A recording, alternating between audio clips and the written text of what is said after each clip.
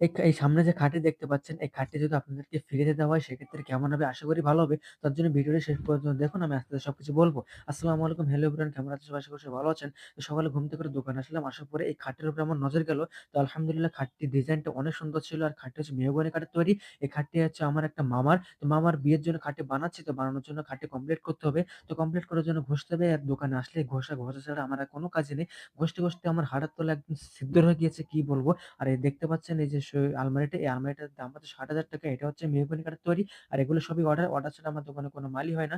আর দেখতে পাচ্ছেন ঘষতে হবে, ঘষা ছাড়া কোনো কাজই নেই। এবার আমি আপনাদেরকে ডিটেইলস এ বলতেছি। আসলে এই খাটটি আমি কিভাবে করতে যাচ্ছি, বা আসলে Facebook এর কিছু ক্রাইটেরিয়ার জন্য আমি সবকিছু এখানে ডিটেইলস এ বলতে পারতেছি না।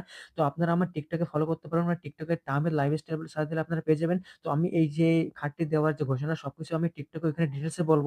তো আপনারা আসলে ওখানে জয়েন করুন। আমি ইনশাআল্লাহ কালকে এই ঘোষণাটা দিয়ে দেব। তারপরে আমি খাট চাচ্ছিলাম, তো চাচার পরে মেশিন দিয়ে ফিনিশিং দেব। আমরা কয়েকটি ধাপে খাটকে ফিনিশিং দিয়ে থাকি। তো মেশিন দিয়ে ঘষেছিলাম, সিরিজ কাগজ লাগিয়ে ফিনিশিং দিচ্ছিলাম। তো আমরা যতই কাঠের কাজেও আপনার মেশিন ব্যবহার করি না কেন, হাতই হচ্ছে সবথেকে বেস্ট। হাতই ফিনিশিং দিতে হয় সবসময়ই।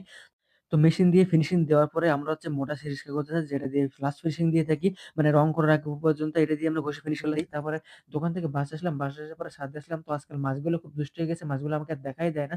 জানেন আমি কি অপরাধ করেছি? তারপরে মাছগুলো যখন আপনাদেরকে দেখানোর সুযোগ হবে ইনশাআল্লাহ আপনাদেরকে দেখাবো। তারপরে আমি চলে আসলাম আমার হোয়াইট গোল্ড এর কাছে। এগুলোকে আমি হোয়াইট গোল্ড নাম দিয়েছি। তো আমি এদের সাথে দেখাশোনা করি। আর আপনারা আমার চ্যানেলকে ফলো করে দিন। আসসালামু আলাইকুম।